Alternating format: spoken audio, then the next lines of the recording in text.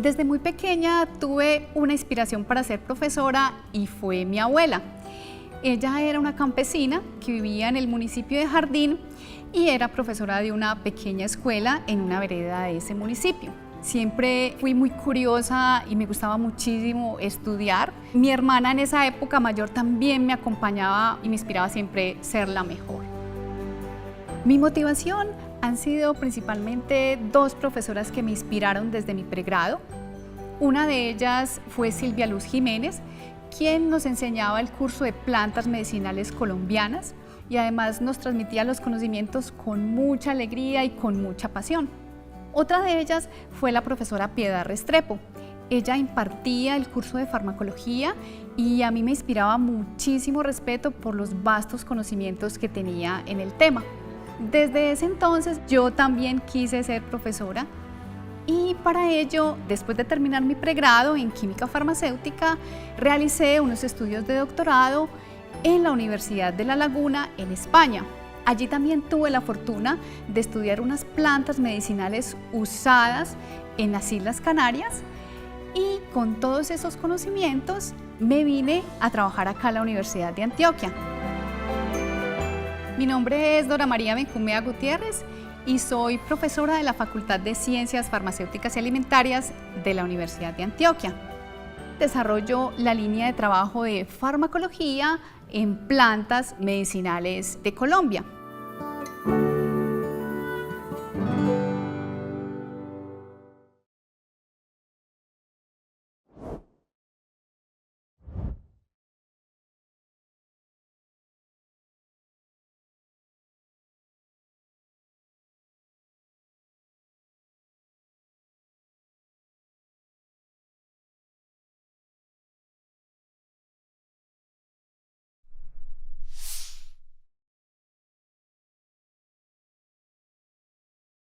Desde la aprobación del uso medicinal del cannabis en diferentes partes del mundo, se desarrolló extensamente la investigación acerca de sus efectos, de sus propiedades farmacológicas, de sus compuestos con potencial terapéutico.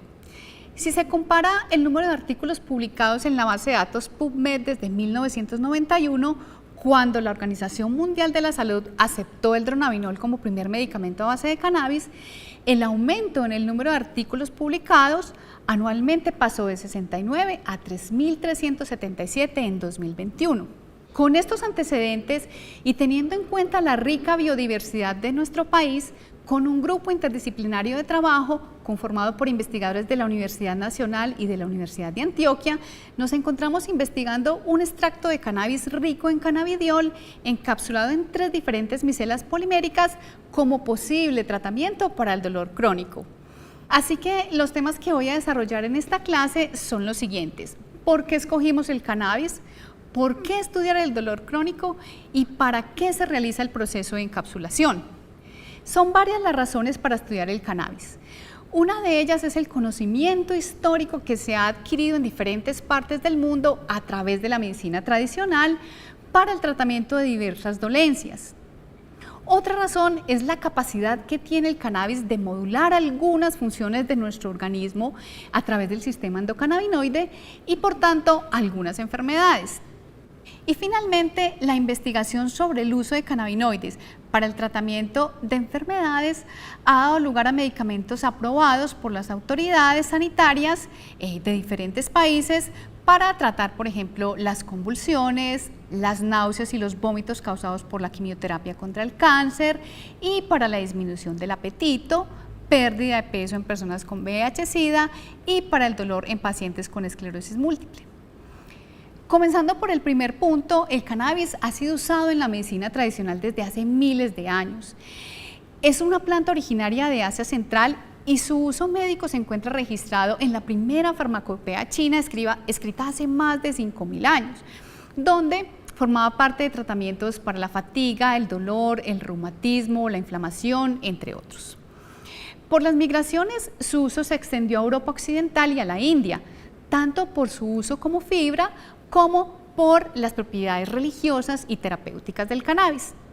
América no se quedó atrás y se conoce que algunas comunidades indígenas usaban las hojas contra las lombrices, el aceite de las semillas para tratar las quemaduras por el sol y en masajes para los dolores musculares. Con esta expansión de su uso, a principios del siglo XX, los productos medicinales a base de cannabis se registraron en muchas farmacopeas. Incluso grandes empresas farmacéuticas comercializaron el cannabis como analgésico, antiinflamatorio y antiespástico. Una serie de obstáculos restringieron el uso medicinal del cannabis. La principal causa fue la presentación de algunos efectos tóxicos en las personas, y esto ocurrió debido a la variabilidad en la concentración de los compuestos que presenta la planta entre sus diferentes tipos. A esto se llama actualmente quimiotipos y no solo están influenciados por el genotipo, es decir, si es índica o sativa, sino también por las condiciones ambientales en las que crece la planta. En la actualidad hay 5 quimiotipos bien definidos y reproducibles. En aquella época, estos efectos tóxicos se presentaron con la variedad que tenía alta concentración de cannabidiol, y esto llevó a que se establecieran impuestos sobre la marihuana, a que se eliminara de la farmacopea estadounidense y a que en 1961 la Convención Única de Naciones sobre Estupefacientes categorizara el cannabis bajo el régimen de control más estricto. Todas estas acciones retrasaron la investigación y el desarrollo de nuevos fármacos derivados del cannabis. Varios hechos importantes cambiaron de nuevo la historia del cannabis. En 1964 se descubrió uno de los principales compuestos de la planta, que se denominó tetrahidrocannabinol. En la actualidad se han aislado más de 100 fitocannabinoides, de los cuales el tetrahidrocannabinol y el cannabidiol son los más estudiados hasta el momento, tanto por sus propiedades psicoactivas como por las terapéuticas. El descubrimiento del tetrahidrocannabinol fue de gran importancia porque llevó a pensar a los investigadores que en nuestro organismo había estructuras donde los fitocannabinoides podían encajar para producir sus efectos. Después de varios años de investigación, en 1988 se descubrió el receptor cannabinoide CB1 en nuestro organismo, que fue el inicio de lo que hoy se conoce como el sistema endocannabinoide, capaz de controlar funciones vitales para los humanos a nivel del cerebro, los pulmones, el tracto gastrointestinal y el sistema inmunológico. Actualmente se conoce que el sistema endocannabinoide está compuesto por un conjunto de sustancias, entre ellas 2 receptores acoplados a proteínas G denominados CB1 y CB2, que, como su nombre lo indica, reciben a los endocannabinoides que produce nuestro cuerpo, llamados anandamida y 2-araquinodiolglicerol.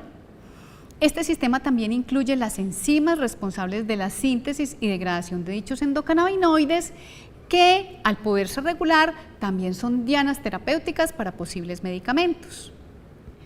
Por esta razón, los fitocannabinoides también van a ejercer acciones sobre este sistema, modulando algunas de las funciones como el apetito, la sensación de dolor, el vómito, entre otras, abriendo la posibilidad de tener nuevos tratamientos farmacológicos con medicamentos basados en cannabis.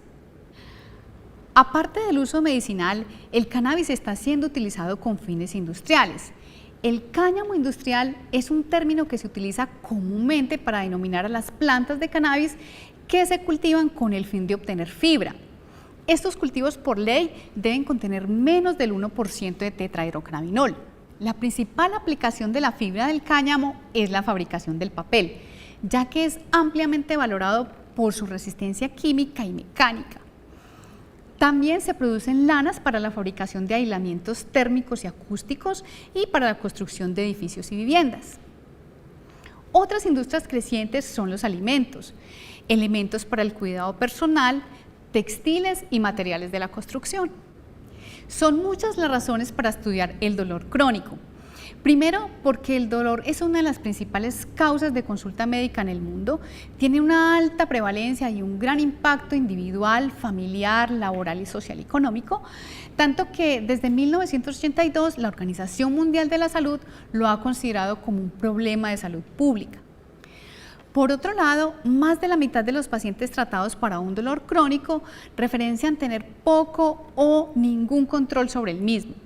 En muchas ocasiones los medicamentos para el dolor no alcanzan la efectividad esperada o presentan efectos adversos molestos o incluso graves como la tolerancia y la dependencia que llevan a las personas a una falta de adherencia al tratamiento, teniendo como consecuencia que las intervenciones actuales para el manejo del dolor crónico sean insuficientes y no proporcionen un alivio adecuado.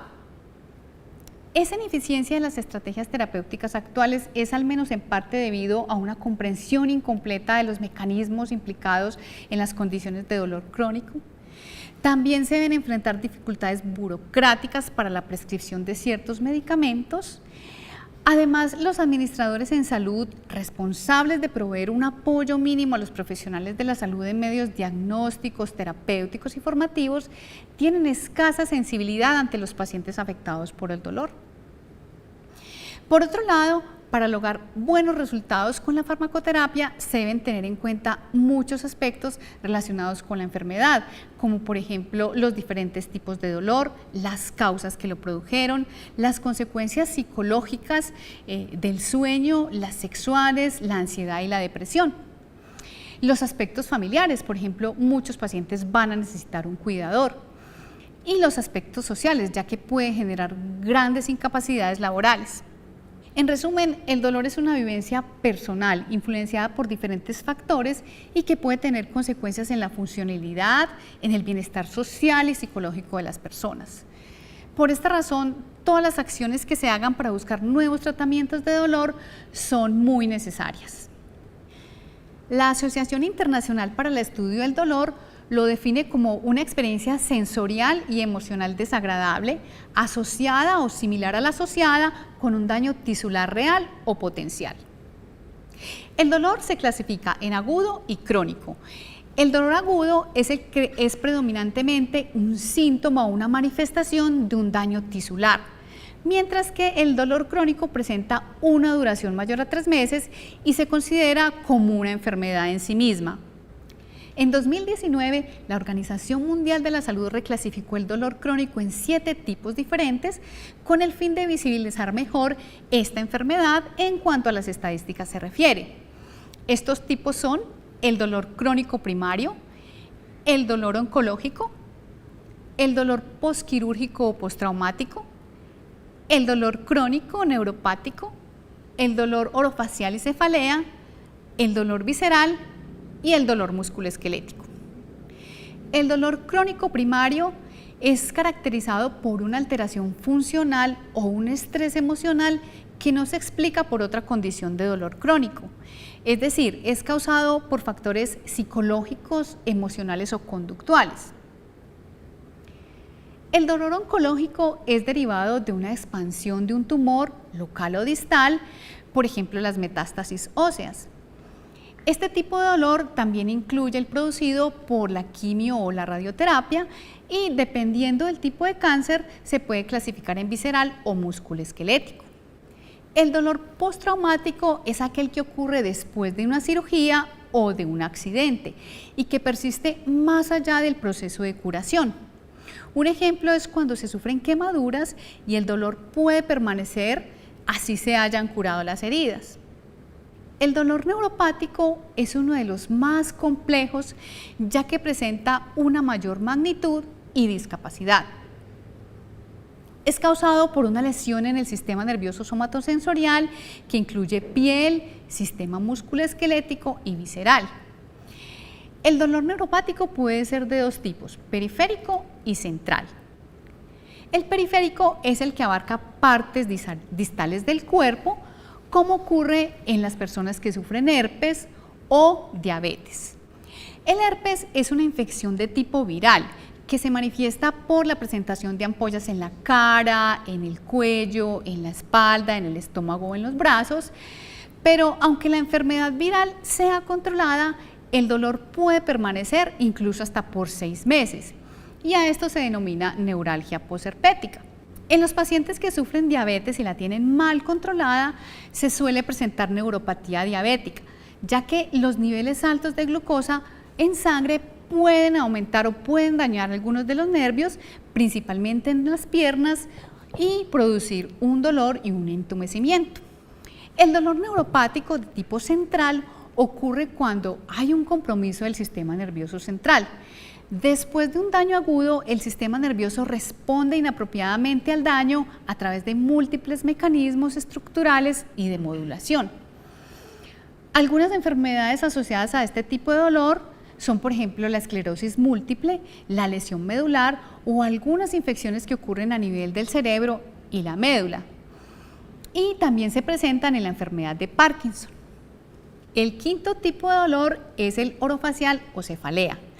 El dolor orofacial es el que se presenta a nivel de la mandíbula o la boca y tiene una duración de más de 4 horas diarias por más de 15 días durante 3 meses. Es uno de los dolores más difíciles de tratar y en muchas ocasiones es de difícil manejo, ya que puede involucrar aspectos estéticos, el habla, la alimentación, entre otros.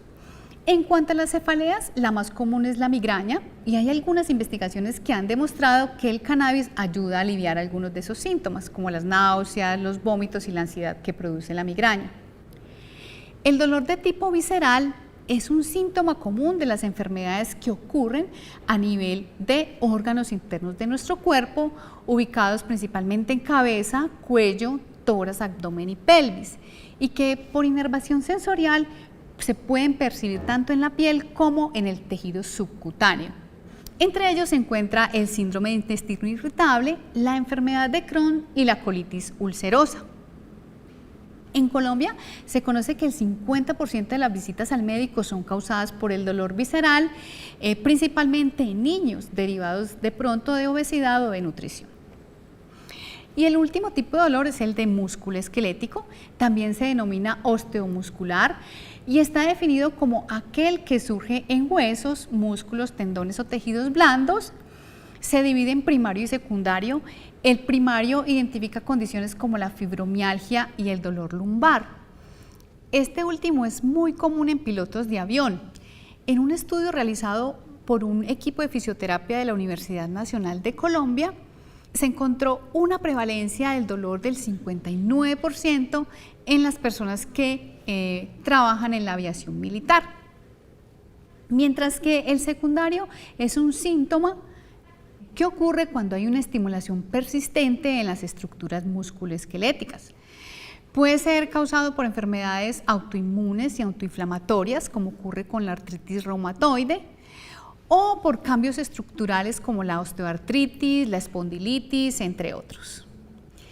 Según la Organización Mundial de la Salud, se estima que 1/5 de la población mundial sufre de dolor crónico y esto representa el 20% de las visitas al médico, generando un alto gasto en el sistema sanitario. Particularmente en Colombia, se cuenta con pocos estudios epidemiológicos. Aún así, en una encuesta realizada en el año 2014 por la Asociación Colombiana para el Estudio del Dolor en 11 ciudades del país, se demostró que el 70% de las personas encuestadas habría sufrido algún tipo de dolor durante los últimos 6 meses, entre agudo y crónico, siendo casi la mitad correspondiente al dolor crónico. Los tipos de dolor más prevalentes fueron el musculoesquelético, el craneofacial y el visceral, presentando una intensidad de dolor entre severa a moderada. Estos resultados coinciden con otro estudio realizado en Colombia durante los años 2017 y 2019, donde se encontró que los dolores con mayor prevalencia eran los mismos mencionados anteriormente, sumado al dolor oncológico. La población colombiana que ha sentido dolor ha recibido tratamientos de tipo farmacológico, casi el 94.5% de las personas, seguido por remedios caseros, casi la mitad de las personas, fisioterapia, medicina alternativa y cirugía en menor medida. Estos datos de Colombia no difieren de los mundiales, ya que la mayoría de las personas que sufren de dolor consumen algún fármaco, generando altos costos para el sistema de salud. Haciendo una comparación con otras enfermedades, el costo de los tratamientos farmacológicos utilizados para el dolor sobrepasa la sumatoria de los costos asociados a los tratamientos para el cáncer, las enfermedades coronarias y la diabetes. Inicialmente, Hay que aclarar que la analgesia y el control del sufrimiento son un derecho básico del paciente que finalmente busca mejorar la capacidad de realizar las actividades cotidianas y un rápido retorno laboral. Es decir, el dolor no se puede subestimar. En la actualidad, la Organización Mundial de la Salud recomienda un enfoque bidireccional para el tratamiento del dolor. Para el agudo recomienda iniciar con un analgésico fuerte para disminuir la intensidad del dolor rápidamente y luego se suaviza utilizando analgésicos menos potentes. Mientras que para el dolor de tipo crónico se emplea un enfoque gradual de abajo hacia arriba, es decir, se inicia con un fármaco menos potente hasta encontrar un alivio del dolor con un fármaco más potente. Además, cuando se resuelve el dolor crónico, se debe realizar una desescalada, es decir, un retiro lento y gradual del medicamento, ya que muchos de ellos pueden generar graves efectos adversos por una rápida retirada. Por otro lado, la Asociación Internacional para el Estudio del Dolor sugirió adoptar un enfoque terapéutico centrado tanto en el tipo de dolor como en el mecanismo de acción de los medicamentos utilizados para tratarlo. Por ejemplo, para el caso del dolor de tipo inflamatorio, es más adecuado el uso de fármacos antiinflamatorios. Para el dolor poco inflamatorio, se debe recibir tratamientos con analgésicos opioides y no opioides. Y finalmente, en el dolor neuropático, que vimos anteriormente que es uno de los más complejos, se pueden requerir fármacos que pertenecen, por ejemplo, al grupo de los fármacos antidepresivos o al grupo de los fármacos anticonvulsivos.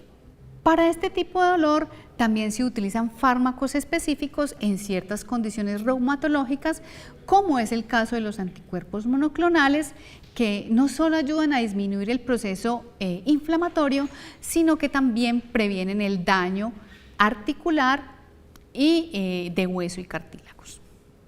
En 2018, de acuerdo con las estadísticas del Ministerio de la Protección Social, se evidenció que la combinación de acetaminofén con opioides fueron los medicamentos más formulados. En otro estudio realizado en Colombia a 3.063 pacientes con diagnóstico de dolor agudo y crónico de tipo visceral, osteomuscular y traumatismos, los fármacos más prescritos fueron el tramadol, la morfina y el fentanilo. A su vez, estos medicamentos presentaron el mayor porcentaje de reacciones adversas en los pacientes. Algunas de las razones por las cuales no se logra un control adecuado del dolor pueden ser por realizar una valoración deficiente de los síntomas, por el uso de dosis subóptimas, por un rechazo del paciente al uso de analgésicos, ocasionado tal vez por una sensación de debilidad o de vulnerabilidad, por el temor de los médicos a prescribir opioides, no solo por los problemas de adicción, sino también por la posible depresión respiratoria y la sedación que pueden producir. Además, muchos pacientes temen al tratamiento del dolor debido a efectos colaterales o a las inquietudes relativas a la adicción a los fármacos. Por último, y no menos importante, es la tolerancia. En cuanto a la adicción, siempre es oportuno recordar lo que ocurrió en los Estados Unidos y que se denominó la crisis de los opioides. En el año 2010 se vendieron suficientes analgésicos opioides como para medicar a cada adulto de los Estados Unidos, lo que correspondió a un incremento en el 300% del índice de ventas por 11 años. Lamentablemente, este aumento fue concomitante al incremento de muertes causadas por abuso de opioides y otras drogas. Según el Instituto Nacional para el Abuso de Drogas de Estados Unidos, todos los días mueren alrededor de 130 personas como consecuencia de sobredosis por opioides. Solo en 2017 se registraron 70.200 muertes. Aunque Colombia no ha tenido la magnitud presentada en los Estados Unidos, en los últimos años se ha mostrado un aumento en el número de dosis prescritas.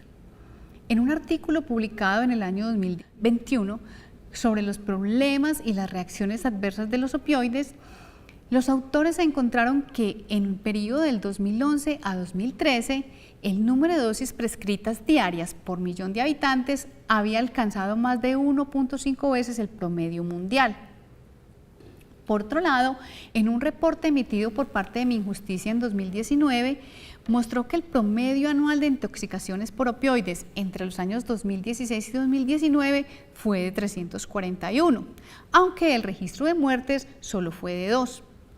Además de la dependencia, otro resultado negativo asociado al uso de los opioides es la tolerancia, que se define como un estado adaptativo en el cual la exposición continua al medicamento induce cambios que resultan en la disminución de uno o más efectos del fármaco en el tiempo y se manifiesta por la necesidad de incrementar las dosis para alcanzar el mismo nivel de alivio del dolor observado inicialmente, asumido que no hay una progresión de la enfermedad de base.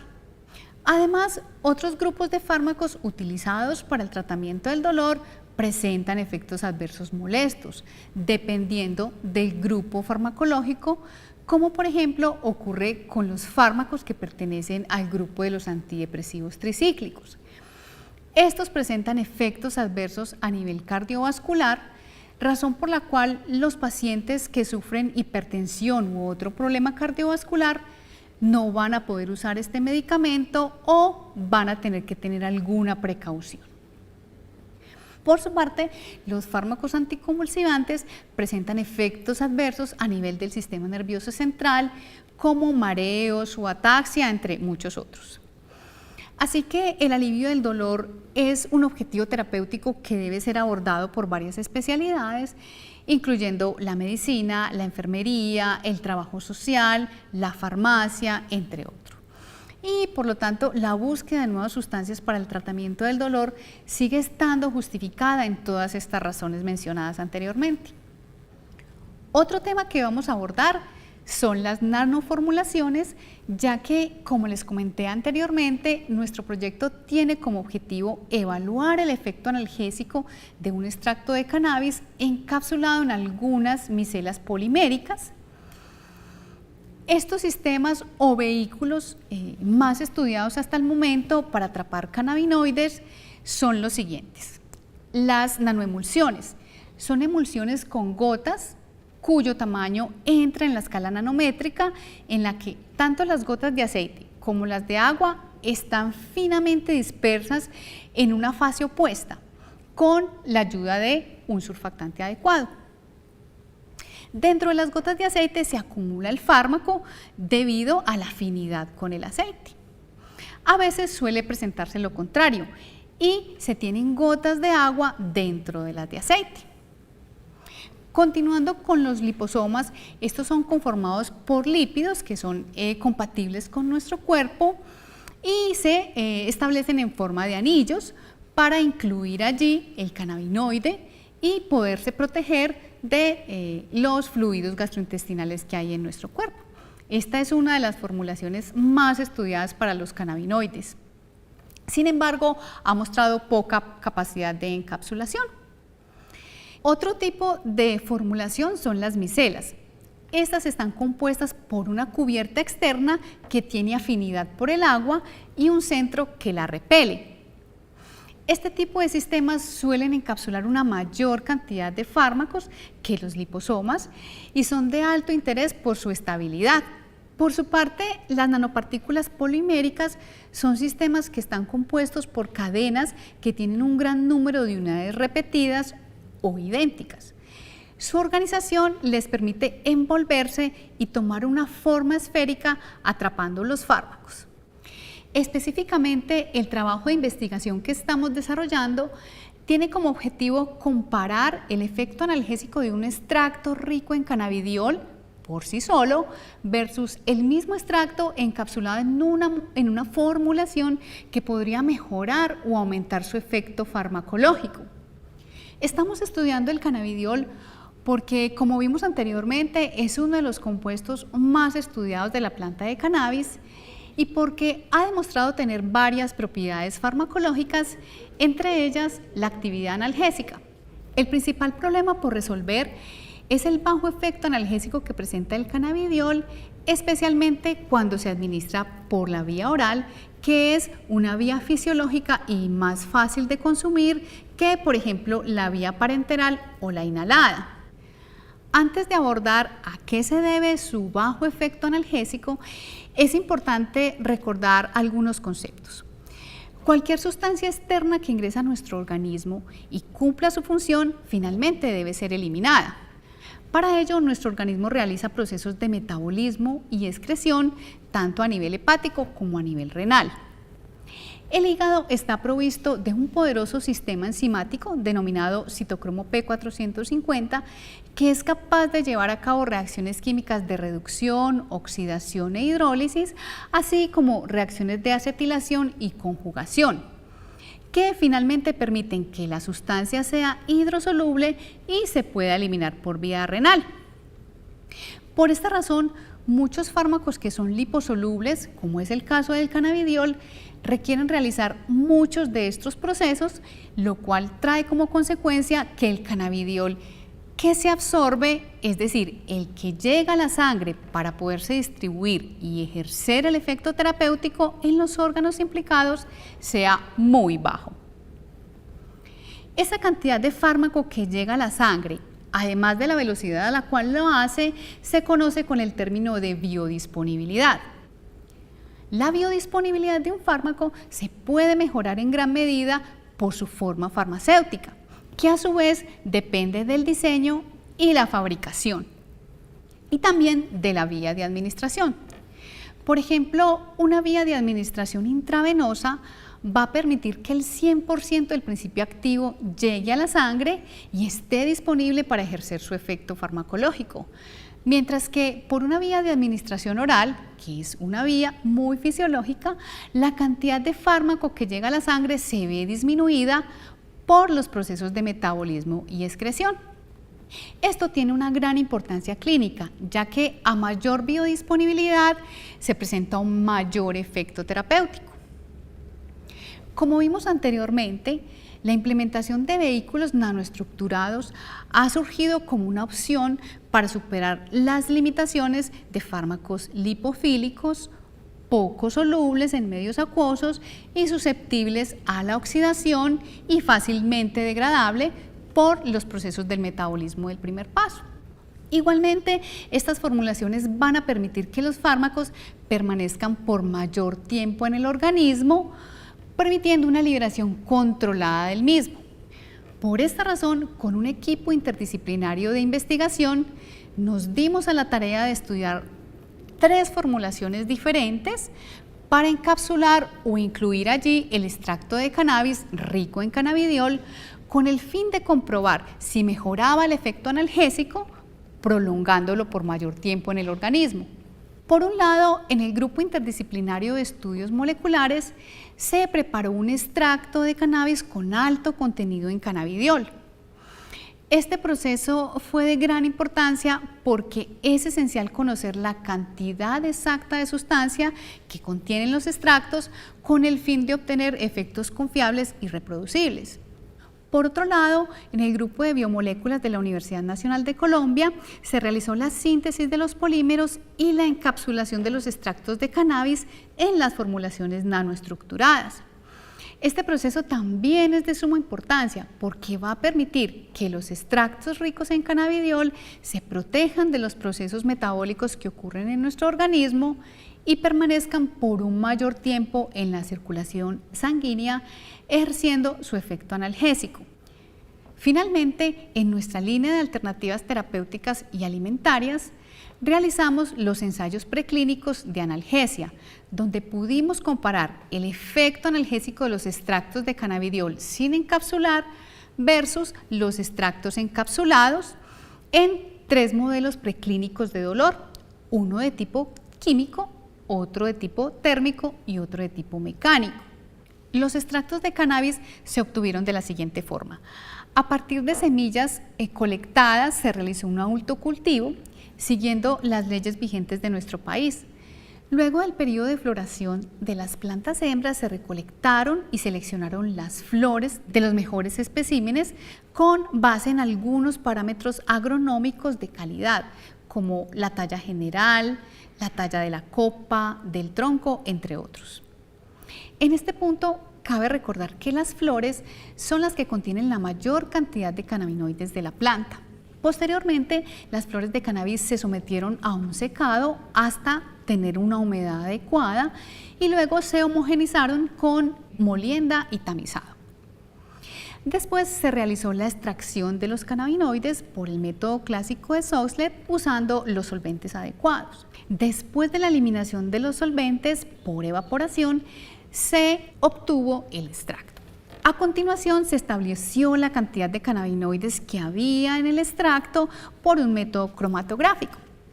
Para nuestro caso, se obtuvo un extracto con mayor concentración de cannabidiol y menos de tetrahidrocannabinol. Parte de estos extractos se llevaron a procesos de encapsulación y otra parte se llevó a los ensayos de actividad analgésica para finalmente comparar los resultados del extracto encapsulado versus el extracto sin encapsular. Para realizar el proceso de encapsulación del extracto, inicialmente se realizó la síntesis de los diferentes polímeros.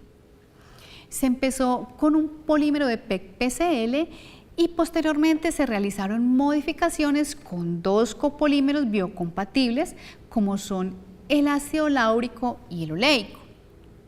Posteriormente se prepararon las micelas poliméricas cargadas con el cannabidiol y se determinó la cantidad de cannabidiol que se había encapsulado en estas micelas.